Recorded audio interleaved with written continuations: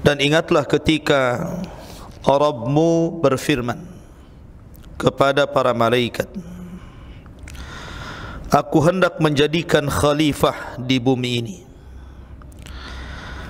Mereka berkata, apakah engkau hendak menjadikan orang yang merusak dan menumpahkan darah di sana, sedangkan kami bertasbih memujimu dan mensucikan namamu? Maka dia berfirman, sungguh aku mengetahui apa yang kamu tidak ketahui. Taib. Di dalam surah Al-Baqarah ayat 30 ini menceritakan kepada kita tentang kisah Nabiullah Adam alaihi salatu wassalam dan sujudnya para malaikat dan juga keengganan iblis untuk sujud kepada Adam.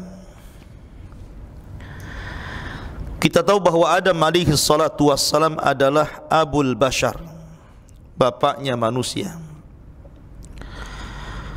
Sebelum Allah subhanahu wa ta'ala menciptakan Adam, maka makhluk yang pertama dari makhluk-makhluk Allah yang berakal yang Allah ciptakan adalah para malaikat dulu.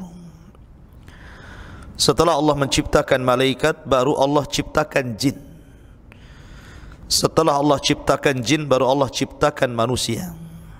Dan itu berdasarkan tartib dari hadis-hadis Nabi SAW. Khuliqatil malaikatu min nur wa khuliqatil jan min marijim min nar wa khuliqa Adam kama wusifa lakum. Rasul sallallahu alaihi wasallam mengatakan bahawa diciptakan malaikat dari api, diciptakan jin dari ujung nyala api, diciptakan malaikat dari cahaya, diciptakan jin dari ujung nyala api, dan diciptakan Adam sebagaimana yang disifatkan kepada kalian. Lah ketika Allah subhanahu wa ta'ala menciptakan malaikat, malaikat adalah satu-satunya makhluk yang tidak pernah bermaksiat kepada Allah Azza wa Jalla, karena tidak diberikan nafsu. Sehingga apapun yang diperintahkan Allah subhanahu wa ta'ala, maka Allah sifatkan mereka wa yaf'aluna ma yu'marun. Mereka melakukan apapun yang diperintahkan Allah subhanahu wa ta'ala. Berbeda dengan makhluk yang kedua, jin, kemudian manusia. Jin adalah makhluk yang kedua yang Allah subhanahu wa ta'ala ciptakan, dan Allah subhanahu wa ta'ala berikan tempat di permukaan bumi. Dahulu bumi ini, sebelum Allah subhanahu wa ta'ala berikan kepada manusia, bumi ini dihuni jin. Semua bangsa jin itu menghuni bumi. Tetapi karena tabiat jin itu lebih banyak yang jahat dibandingkan yang baik, lebih banyak yang tidak saleh dibandingkan yang saleh, lebih banyak membangkang kepada Allah dibandingkan taat kepada Allah, sehingga kehidupan mereka tidak sebagaimana kehidupan manusia.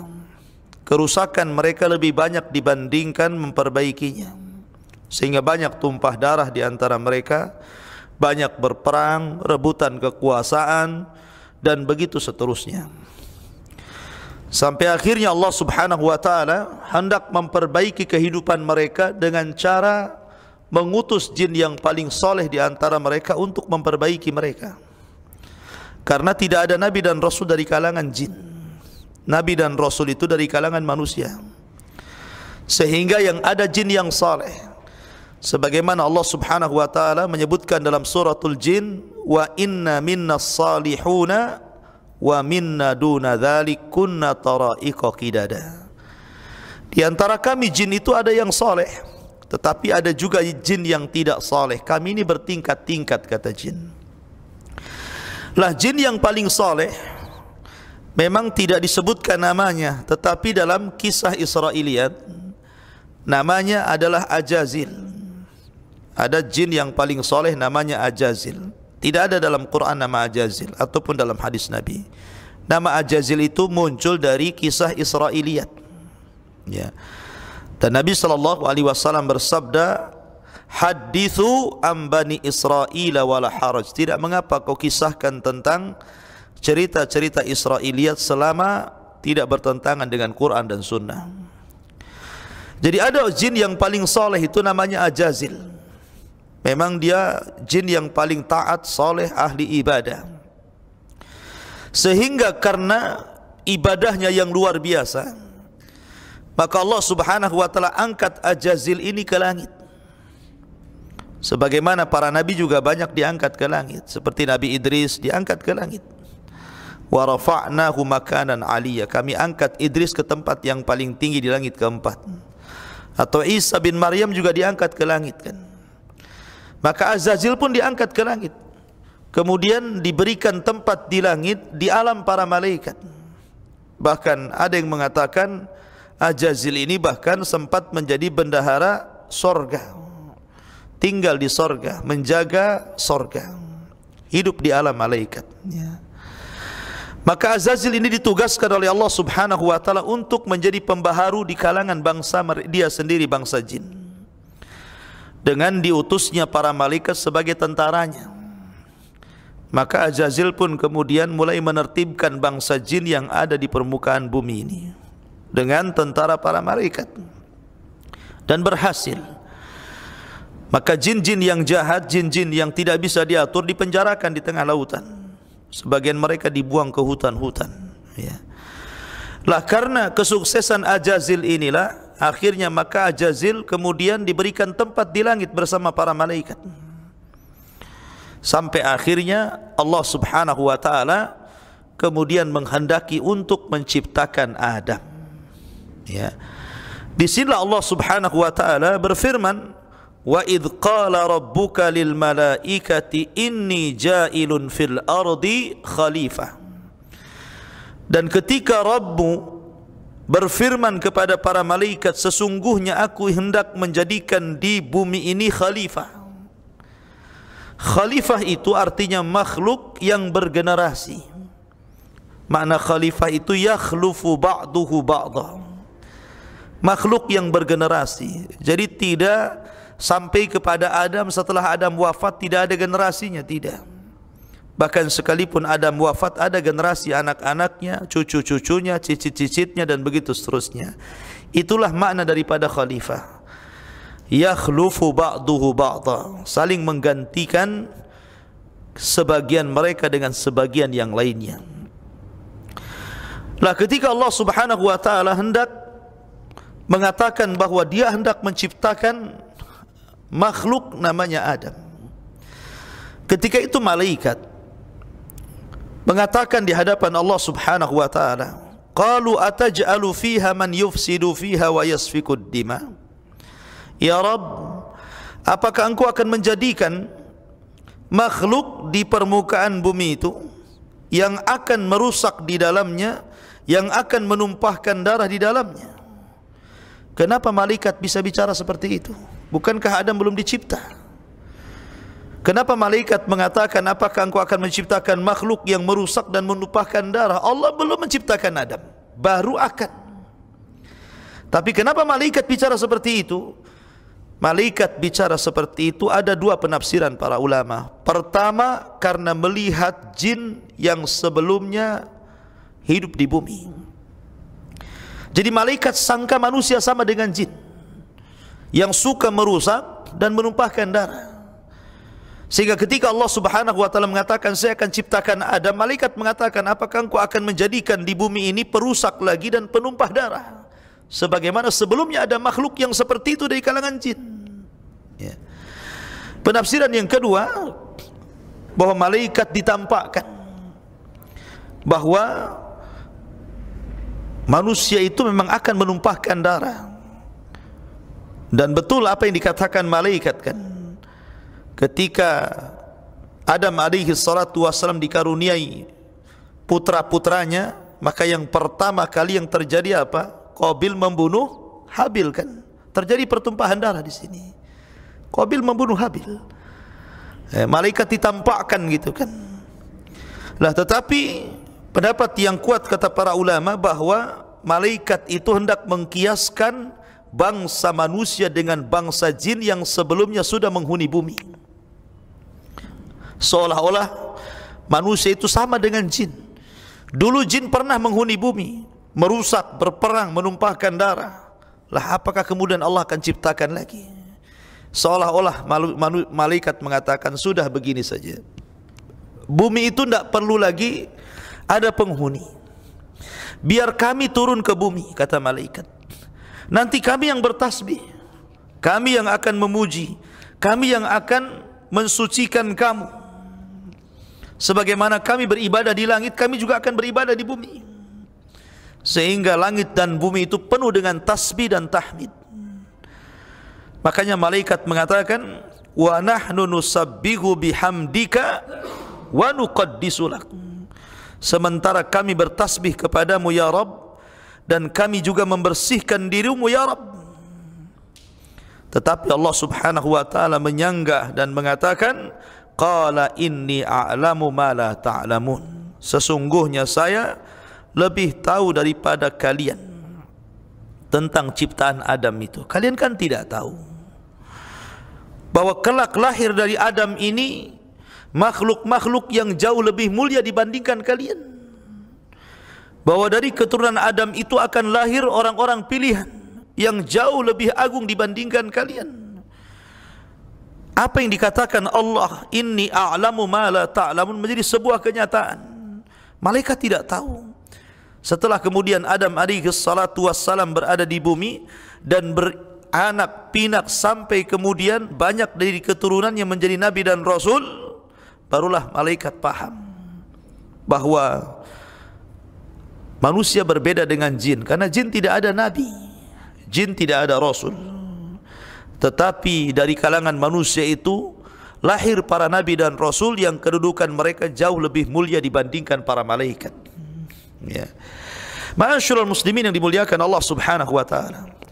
Maka mulailah kemudian Allah Subhanahu wa taala memerintahkan malaikat di langit untuk turun ke bumi. Ada yang mengatakan malakul maut, ada yang mengatakan malaikat yang lain, mengumpulkan tanah-tanah yang ada di bumi dengan berbagai macam warna. Ada tanah yang berwarna hitam, ada yang tanah berwarna kuning, ada yang tanah berwarna merah, ada yang tanah berwarna putih. Pokoknya berbagai macam warna tanah diangkatnya oleh malaikat itu dari bumi ke langit. Kemudian sesampainya di langit, tanah itu diserahkan oleh para malaikat di hadapan Allah Subhanahu wa taala. Maka disitulah Allah Subhanahu wa taala membentuk Adam alaihi salatu wassalam dengan kedua tangannya. Adam itu diciptakan bukan dengan kun fayakun. Berbeda dengan makhluk Allah yang lainnya. Itulah keistimewaan Adam. Adam tidak diciptakan oleh Allah dengan kun fayakun, tetapi diciptakan Allah betul-betul dirangkai oleh Allah Subhanahu wa taala sampai jadi bentuk manusia. Keistimewaannya Adam itu. Bahkan Allah sendiri yang meniupkan roh kepada Adam, bukan malaikat yang membawa roh kepada manusia. Dan itu keistimewaan. Ya. Satu-satunya makhluk yang diciptakan langsung oleh Allah dengan kedua tangannya adalah Adam. Bahkan rohnya sendiri Allah yang meniupkan. Lah Adam alaihi salatu wassalam setelah Allah berbentuk patung pengeras, ya, Allah Subhanahu wa taala tidak langsung meniupkan roh, tapi dibiarkan dulu. Sehingga kemudian informasi tentang penciptaan Adam itu sampai ke telinga iblis yang ketika itu berada di sorga. Mulailah kemudian tabiat jinnya nampak, hasad, ya kan. Mulailah kemudian jin berfikir, Ajazil yang diangkat oleh Allah Subhanahu wa taala ke langit, sehingga kemudian dia singgah di sorga, artinya menempati sorga dan menjadi khazanatul jannah, bendaharawan sorga, maka mulailah dia hasad, dia khawatir. Jangan-jangan Allah menciptakan Adam untuk menggantikan posisi dia di sorga. Itu kan hasad artinya ya. Hasad itu kan takut nikmatnya hilang digantikan orang. Ya. Akhirnya iblis pun mulai melihat-lihat Adam alaihi salatu wassalam yang ketika itu belum ditiupkan roh. Cobalah dia melihat langsung dari ciptaan Allah berbentuk patung Adam itu.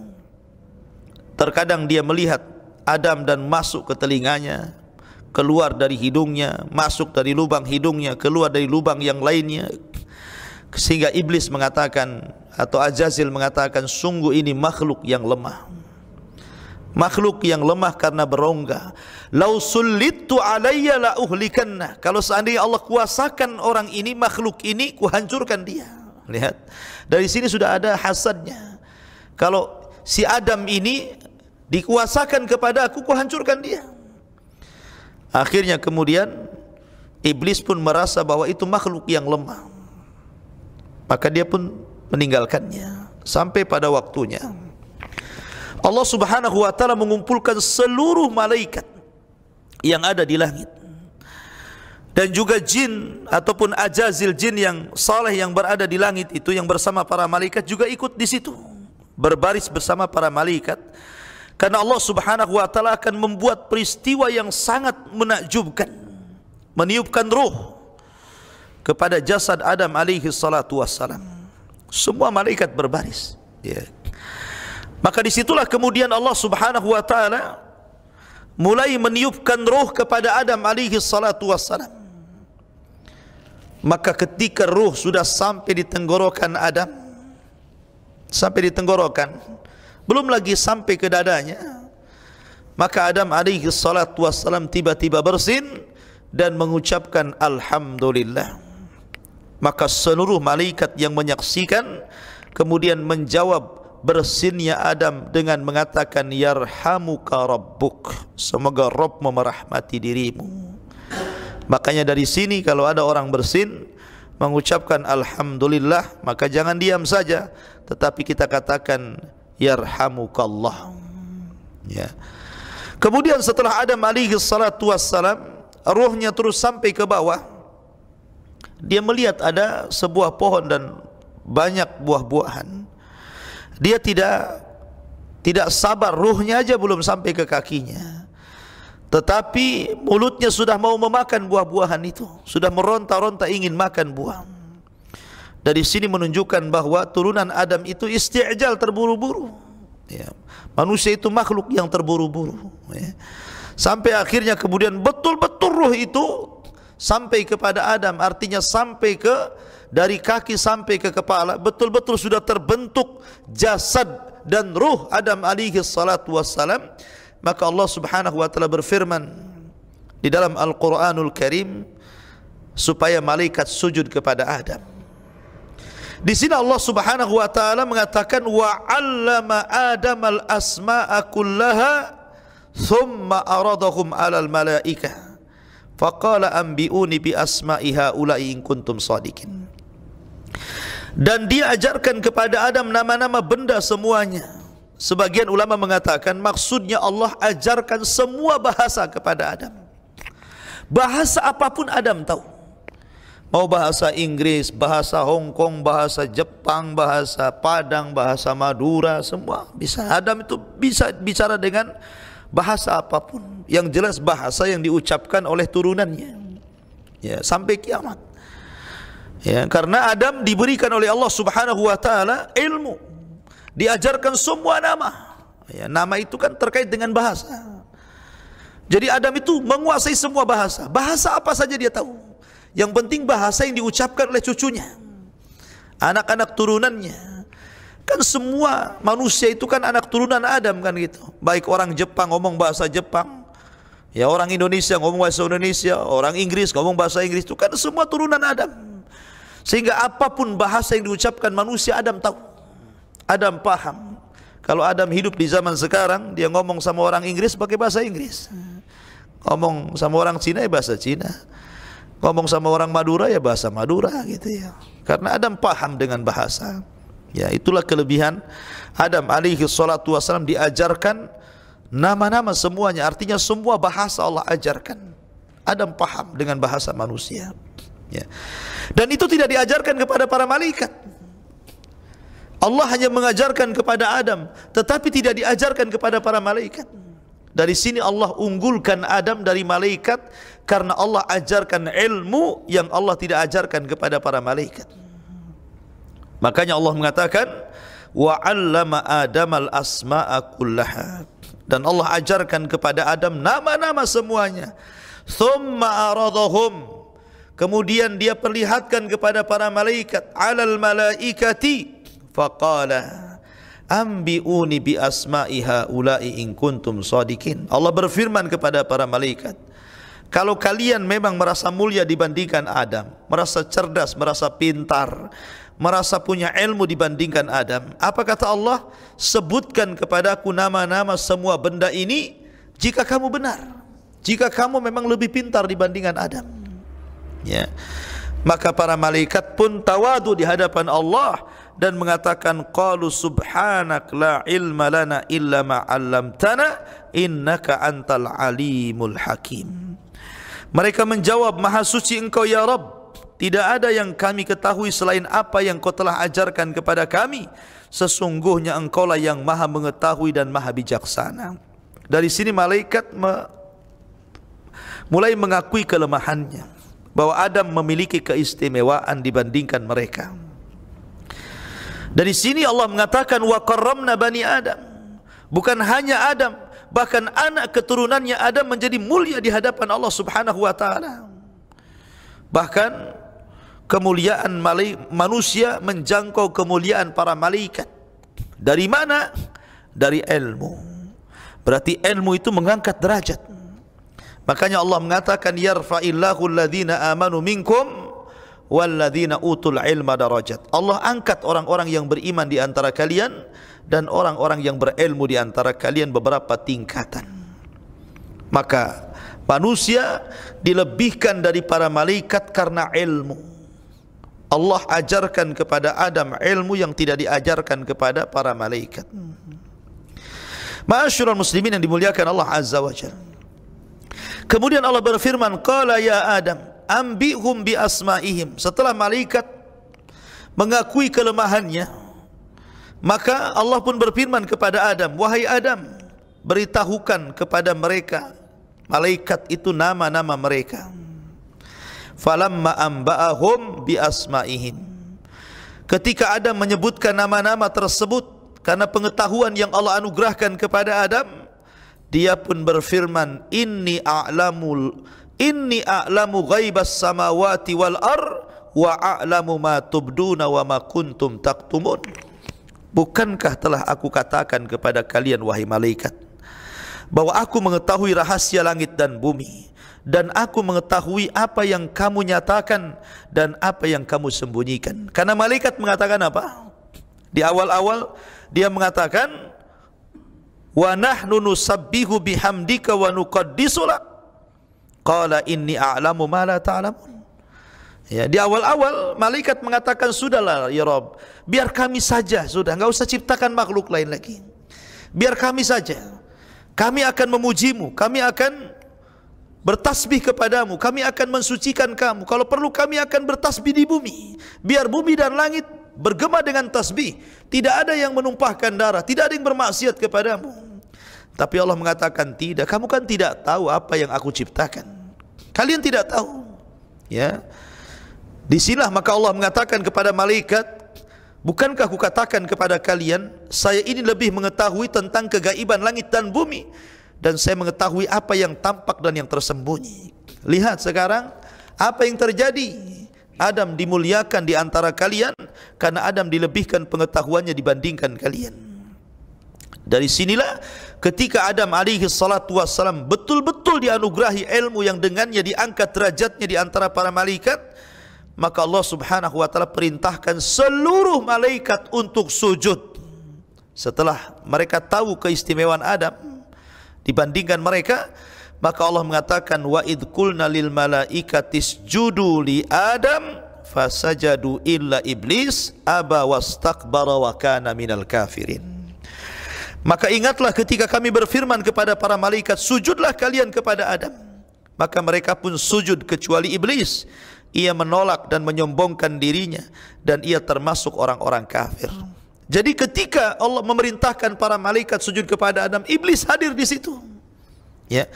Tetapi seluruh malaikat sujud, tiba-tiba iblis enggan sujud. Sujudnya malaikat kepada Adam bukan kepada jasadnya, tapi kepada ruh yang dimasukkan kepada jasad Adam. Karena kemuliaan manusia itu ketika ada ruhnya. Manusia itu kalau ada ruhnya mulia dia, tapi kalau tidak ada ruhnya manusia tidak akan mulia. Coba saja lihat presiden hari ini dimuliakan manusia. Coba ketika ruhnya dicabut, sehingga ruhnya tidak ada di jasadnya, tinggal jasadnya terbujur kaku jadi bangkai, jadi jasad yang tanpa ruh. Apa yang terjadi? Siapa yang memuliakan dia? Tidak ada. Pakaiannya pun diberikan kain kafan, ya kan, diangkat ke keranda, dimasukkan ke lubang yang hanya 1-2 meter begitu. Tidak ada mulianya. Tetapi ketika jasad itu ditiupkan ruh, maka jasad yang tadinya tidak mulia jadi mulia. Maka lihat manusia yang terangkai antara jasad dan ruh, mereka dimuliakan orang. Pakaiannya saja berbagai macam, ya, kecerdasannya diberikan, kemuliaannya diberikan. Maka malaikat ketika Adam dimuliakan dengan ditiupkan roh, maka mereka pun sujud. Bukan sujud ibadah ya, tetapi sujud penghormatan. Karena tidak boleh sujud ibadah kecuali diberikan kepada Allah. Syirik, tidak boleh menyekutukan Allah, sujud kepada selain Allah. Maksudnya di sini adalah sujud penghormatan. Mungkin kalau tentara itu ya dengan mengangkat tangan diletakkan di kepala gitu ya. Tapi begitulah menghormati para malaikat kepada Adam dengan cara sujud. Fasajadu illa iblis, kecuali iblis. Disinilah permulaan pembangkangan iblis kepada Allah Subhanahu wa taala. Ajazil adalah jin yang paling saleh. Jin yang paling saleh di antara jin-jin yang hidup di permukaan bumi, karena solehnya akhirnya diangkat ke langit dan hidup di alam para malaikat. Tapi ketika kemudian timbul hasad kepada Adam alaihi salatu wassalam, berakhir tidak mau sujud kepada perintah Allah Subhanahu wa taala kepada Adam alaihi salatu wassalam, maka Ajazil pun kemudian dilaknat Allah dan diberi gelar oleh Allah Subhanahu wa taala sebagai iblis. Padahal iblis itu jin yang soleh dulunya. Ya, terkadang begini ya, pelajaran besar bahwa kesolehan itu harus diupayakan. Ya, karena belum tentu awalnya soleh akhirnya soleh, kan begitu. Banyak yang awalnya soleh akhirnya jadi iblis. Seperti kisah-kisah manusia seperti Bal'am bin Ba'ura, ataupun kisah-kisah para ulama yang lainnya yang kemudian belakangan intikas, yang tadinya baik jadi tidak baik. Ya, ini pelajaran. Ingat bahwa amal itu ditentukan akhirnya, bukan awal dan tengahnya. Karena iblis ini dulunya jin yang soleh, jin yang taat. Bahkan saking taatnya kepada Allah diangkat ke langit dan disejajarkan dengan para malaikat. Tapi Allah Subhanahu wa taala takdirkan lain. Iblis menjadi jin yang paling jahat setelah jin yang paling saleh. Maka dia menjadi iblis, tidak mau sujud kepada Adam alaihi salatu wassalam, dan Allah nyatakan kafir dan Allah usir dia dari surga. Allah kutuk dia. Ya. Maka di sini Allah Subhanahu wa taala berfirman, illa iblis, kecuali iblis. Aba, dia enggan, wastakbara, sombong, wa kana minal kafirin, dan termasuk orang-orang kafir.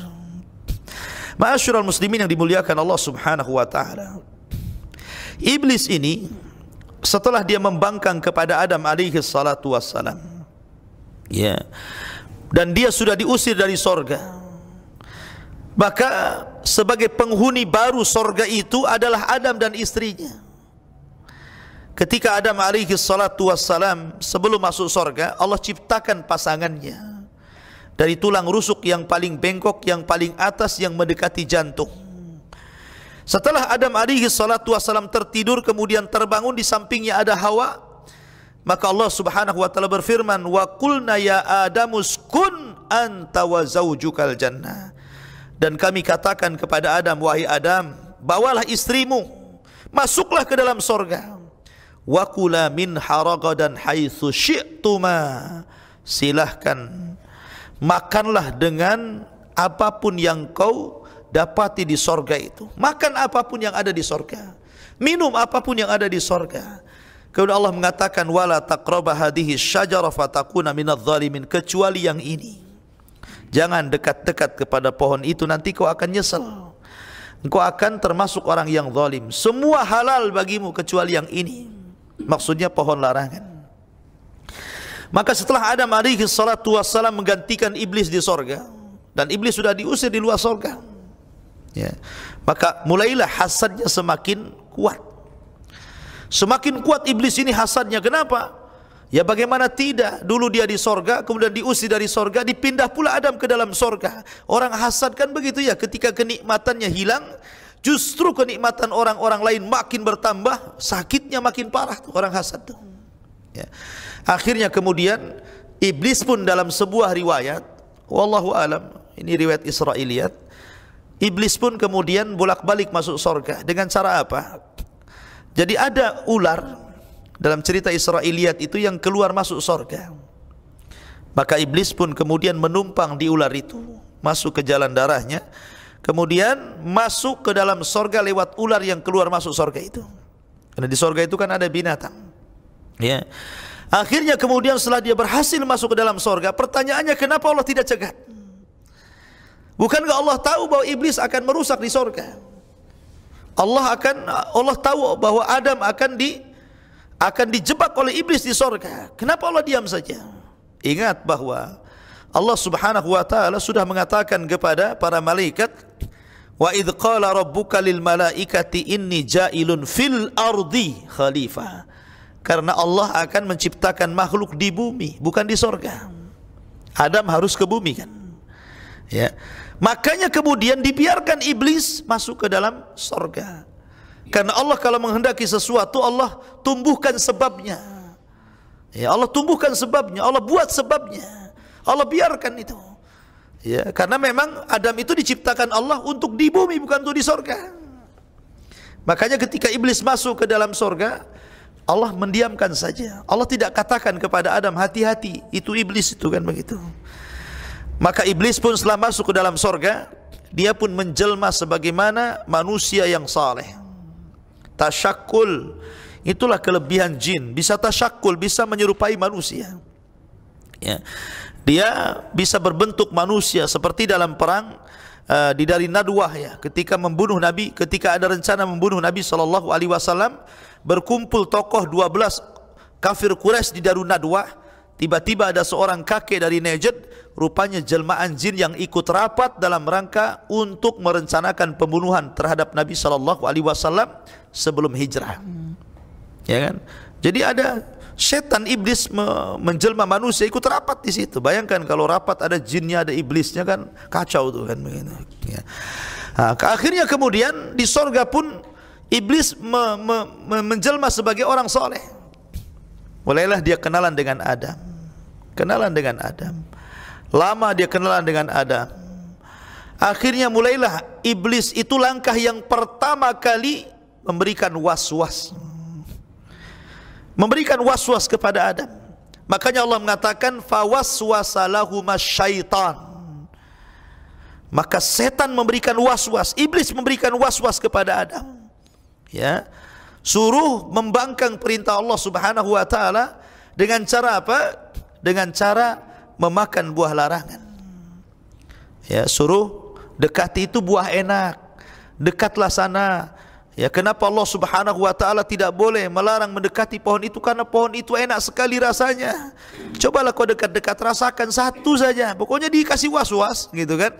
Tetapi was-was syaitan tidak berguna. Adam tetap saja kuat imannya, Hawa juga sama. Ketika langkah pertama iblis tidak sanggup menggoda Adam dengan cara was-was, maka iblis pun naik kepada langkah berikutnya dengan cara qasam, dengan cara sumpah.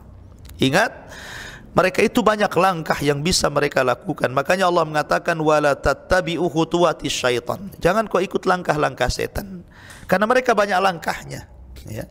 Ketika dengan cara was-was tidak bisa nih, mulailah mereka dengan cara sumpah. Maka Allah mengatakan wa qasamahuma inni lakuma laminan nasihin. Maka iblis datang kepada Adam, ya Adam, wallahi demi Allah, katanya, sesungguhnya saya datang kepadamu sebagai pemberi nasihat. Innilakuma laminan nasihin. Saya bagi kalian berdua itu adalah orang yang akan memberikan nasihat. Tentu Adam alaihi salatu wassalam tidak menyangka kalau di alam para malaikat, apalagi di sorga, ada orang bersumpah untuk sebuah kedustaan. Itu mustahil. Ini kan di sorga, di alam malaikat, tidak mungkin orang bersumpah untuk sebuah kedustaan, karena sebelumnya belum ada sumpah menyebut nama Allah subhanahu wa ta'ala, wallahi demi Allah, ya kan. Rupanya Adam alaihi salatu wassalam terkecoh karena melihat tidak mungkin di alam malaikat, di sorga, orang bersumpah untuk sebuah kedustaan, mustahil, ya. Disitulah Adam akhirnya terkecoh dengan sumpahnya iblis ketika mengatakan, demi Allah wahai Adam, saya ini sebagai penasehat bagi kalian. Kenapa Allah melarang engkau dekat-dekat pohon itu? Karena dua perkara, antakuna malakaini au takuna minal khalidin, bahwa kalau kau makan buah itu kau akan jadi malaikat atau engkau akan kekal di sorga, dan itu Allah tidak kehendaki. Maka Adam alaihi salatu wassalam melihat sumpahnya iblis, dan tidak mungkin orang bersumpah di sorga atau di alam malaikat untuk sebuah kedustaan. Akhirnya ngeper juga, ikut juga perintah iblis. Mulailah dia mendekati pohon itu, kemudian memakan buahnya. Tiba-tiba ketika Allah subhanahu wa ta'ala melihat dua makhluknya Adam dan Hawa memakan buah itu, maka Allah subhanahu wa ta'ala takdirkan semua pakaiannya terurai. Pakaian yang dipakainya itu pakaian yang terbuat dari sutra, min sundusin wa istabrakin wa hullu asawira min fiddah. Kan di sorga itu kan pakaiannya dari sutra semuanya. Satu orang itu 70 lipat pakaian, ya, saking indahnya gitu. Tiba-tiba pakaian itu apa? Terurai, lepas dari badan Adam alaihi salatu wassalam, ya, lepas dari badan Hawa alaihi salam. Maka mereka akhirnya tampak aurat satu dengan yang lainnya. Maka Adam alaihi salatu wassalam malu melihat aurat Hawa, dan Hawa pun malu melihat aurat Adam, dan kedua-duanya saling malu untuk terlihat auratnya. Maka Adam pun kemudian pergi menjauh dari Hawa, Hawa pun pergi menjauh dari Adam. Maka mereka saling menjauh di sorga. Karena seluruh makhluk yang ada di sorga itu semuanya melihat. Makhluk yang ada di sorga itu semua bisa bicara, lain dengan makhluk yang ada di bumi. Kalau di bumi pohon tidak bisa bicara, tapi di sorga bisa bicara, karena semua makhluk yang ada di sorga itu mengucapkan salam, ya. Kalau kita lewat di sebuah pohon, pohon akan mengucapkan assalamualaikum, ya. Kalau kita lewat di sebuah batu, batu akan mengucapkan assalamualaikum, karena ucapan di sorga itu semua salam. Sehingga Adam tidak bisa sembunyi di mana saja, dia bersembunyi di situ bisa bicara makhluk sorga itu. Dari situlah maka Adam malu, merasa malu, sehingga Allah subhanahu wa ta'ala berfirman kepada Adam, mau hendak lari kemana wahai Adam, kau tidak bisa bersembunyi, ya. Maka dari situlah kemudian Adam pun menyesal, tapi Allah subhanahu wa ta'ala sudah murka, sehingga Allah subhanahu wa ta'ala berfirman kepada Adam ketika Allah subhanahu wa ta'ala sesatkan Adam, qulnah bitu minha jami'ah, maka keluarlah kalian semuanya dari sorga ini. Maka Allah subhanahu wa ta'ala melanjutkan firman-Nya, fa'azallahuma syaitanu anha, lalu setan memperdayakan keduanya Adam dan Hawa dari sorga, fa'akhrajahuma mimma kana fi, dan mengeluarkan keduanya dari sorga. Wa qulnah bitu ba'dukum wa qulnah bitu ba'dukum li ba'din adu walakum fil ardi mustaqarrun wa mata'un ilahin. Sehingga keduanya dikeluarkan dari segala kenikmatan ketika keduanya di sana di sorga, dan kami berfirman, turunlah kalian, sebagian kamu akan menjadi musuh bagi yang lainnya, dan bagi kamu ada tempat tinggal dan kesenangan di bumi sampai waktu yang ditentukan. Maka di sini ketika kemudian makhluk 3 orang ini, 1 iblis, 2 Hawa dan 3 Adam, setelah kemudian keduanya memakan buah larangan, Allah pun murka. Maka Allah berfirman kepada ketiganya ini, kepada Adam, Hawa dan iblis, bahwa kalian akan memusuhi sebagian kalian dengan sebagian yang lainnya.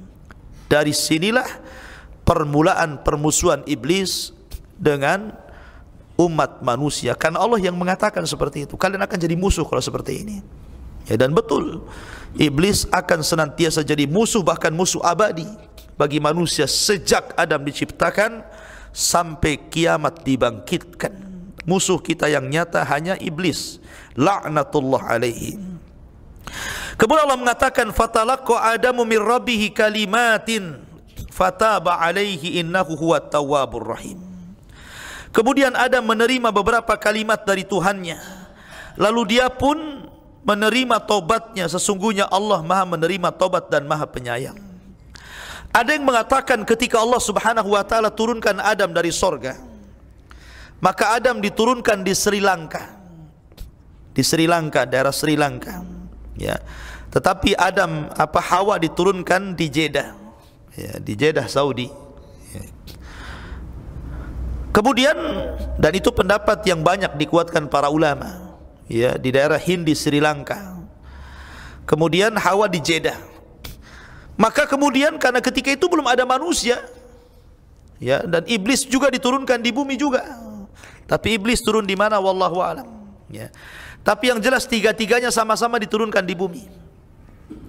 Lah, iblis tentu kembali kepada kelompoknya karena memang sudah ada jin di bumi ini.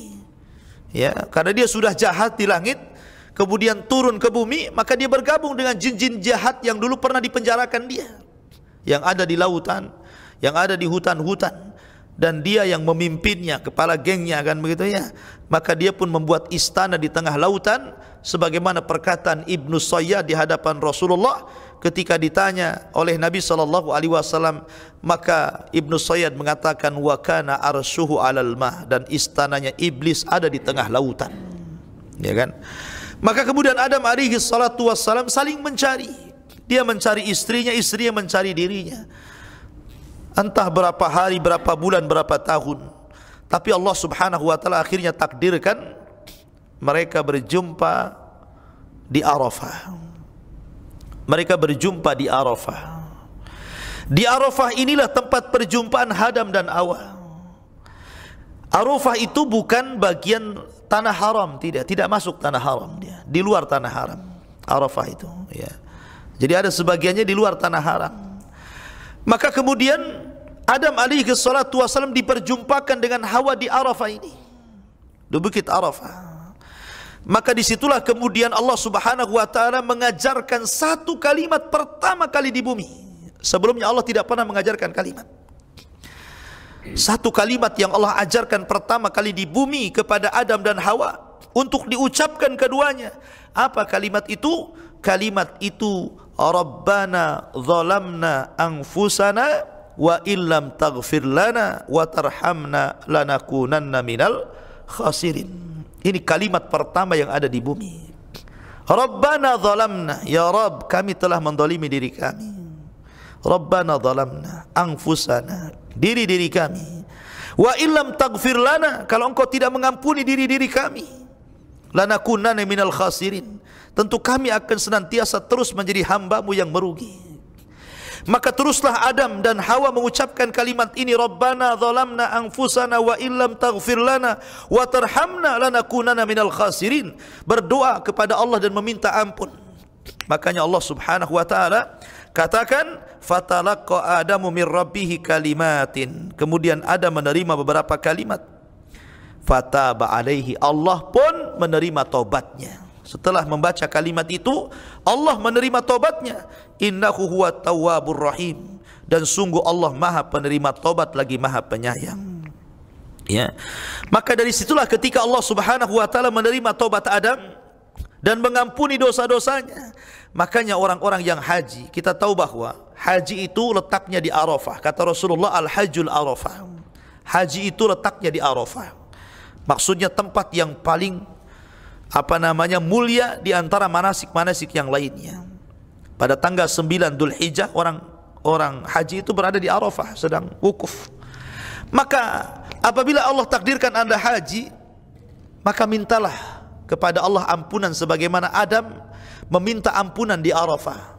Maka siapapun yang datang ke Arafah berlumuran dengan dosa, kemudian meminta ampun kepada Allah, pasti Allah akan ampuni. Sebagaimana Adam alaihi salatu wassalam meminta ampun di Arafah.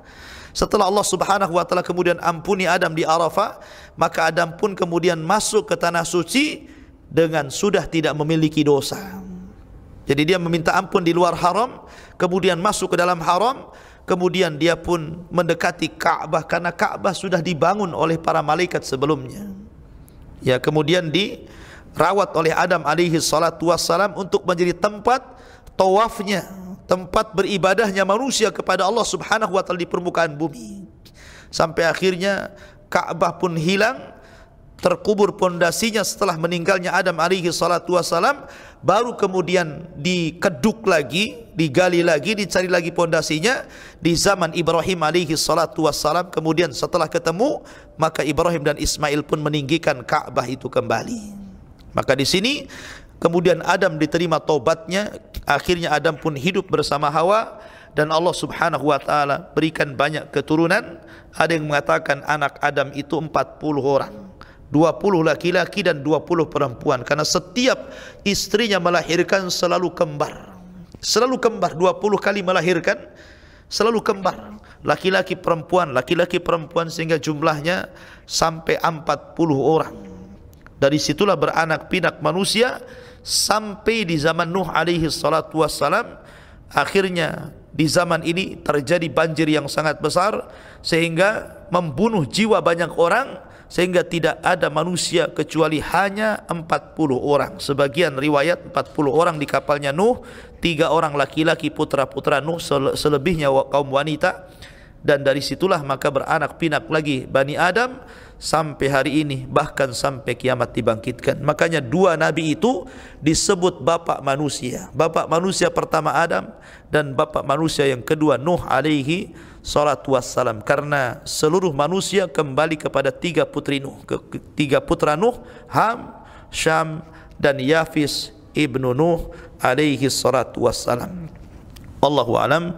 Ini di antara kisah Nabi Adam alaihi salatu wassalam. Sudah isya belum? Belum. Kemudian Allah subhanahu wa ta'ala berfirman, Qul nahbitu minha jami'an, fa imma ya'tiyannakum minni hudan faman tabi'a hudaya fala khawfun alaihim walahum yahzan. Kami berfirman, turunlah kamu wahai Adam, Hawa dan Iblis dari sorga ke bumi. Kemudian jika benar-benar datang petunjukku kepada kamu, maka barang siapa yang mengikuti petunjukku, tidak ada rasa takut pada mereka dan mereka pun tidak akan bersedih hati. Jadi ketika Allah subhanahu wa ta'ala mengusir Adam, Hawa dan Iblis ke bumi, Allah subhanahu wa ta'ala menjanjikan, sesampainya kau di bumi, nanti kuturunkan petunjukku. Nanti kuturunkan petunjukku. Maka siapapun di antara kalian, wahai Adam, wahai Hawa, wahai Iblis, yang mengikuti petunjukku, fala khaufun alaihim walahum yahzanun. Di bumi dia tidak akan merasa takut, di bumi dia tidak akan merasa sedih. Tetapi manusia terbagi menjadi 2. Makhluk Allah di bumi terbagi menjadi 2. Ada yang mengikuti petunjuk Allah, Adam dan Hawa. Tapi ada juga yang membangkang kepada petunjuk Allah, Iblis laknatullah alaih. Mulailah di sini ada 2 kelompok. Kelompok pengikut petunjuk dan kelompok pembantah petunjuk. Maka Iblis tidak pernah mengikuti petunjuk Allah subhanahu wa ta'ala. Iblis senantiasa membantah dan juga membangkang akan perintah Allah subhanahu wa ta'ala. Tapi Adam mulailah kemudian bertobat dan menerima petunjuk Allah subhanahu wa ta'ala. Maka Adam alaihi salatu wassalam diberikan beberapa lembaran-lembaran suhuf sebagai pedoman hidup di permukaan bumi bersama anak-anaknya. Nah, ketika itulah maka suhuf yang kemudian lembaran-lembaran sebagai pegangan Adam alaihi salatu wassalam diwariskan kepada anaknya bernama Syith, yang berupa lembar itu. Dan itu menjadi pegangan Sis sebagai nabi pertama setelah Adam alaihi salatu wassalam. Kemudian juga Allah Subhanahu wa taala angkat setelahnya Idris sebagai nabi sampai kepada rasul pertama Nuh alaihi salatu wassalam. Makanya kata ahli tafsir mengatakan, maksudnya petunjuk yang Allah Subhanahu wa taala turunkan itu apa? Maksudnya petunjuk di sini adalah para rasul, para nabi dan rasul, dan kitab-kitab yang diturunkan Allah Subhanahu wa taala kepada mereka. Kalau dulu ada Taurat yang dibawa oleh Nabi Musa alaihi salatu wassalam, maka siapapun di zaman Musa dan turunnya Taurat yang mengikuti Musa dan Taurat, maka tidak akan takut dan tidak akan bersedih hati.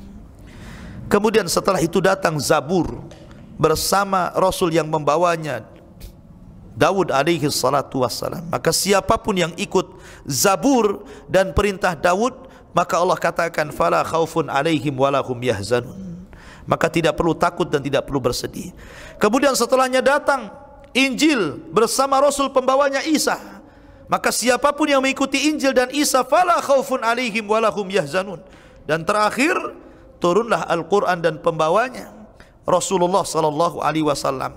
Fa imma ya'tiyannakum minni hudan, maka siapapun yang ikut hudan petunjuk Al-Quran dan seluruh perintah yang membawanya, maksudnya Rasul sallallahu alaihi wasallam, maka fala khaufun alaihim walahum yahzanun. Dia tidak akan takut dan tidak akan bersedih hati. Jadi petunjuk dalam ayat surah Al-Baqarah 38 adalah para rasul, para nabi, dan kitab-kitab yang Allah turunkan ke permukaan bumi ini. Itulah petunjuk yang sesungguhnya. Wallahu alam. Ini yang bisa sampaikan. Subhanaka wa bihamdika, asyhadu an la ilaha illa anta, astaghfiruka wa atubu ilaik. Allahu ta'ala alam. Assalamualaikum warahmatullahi wabarakatuh.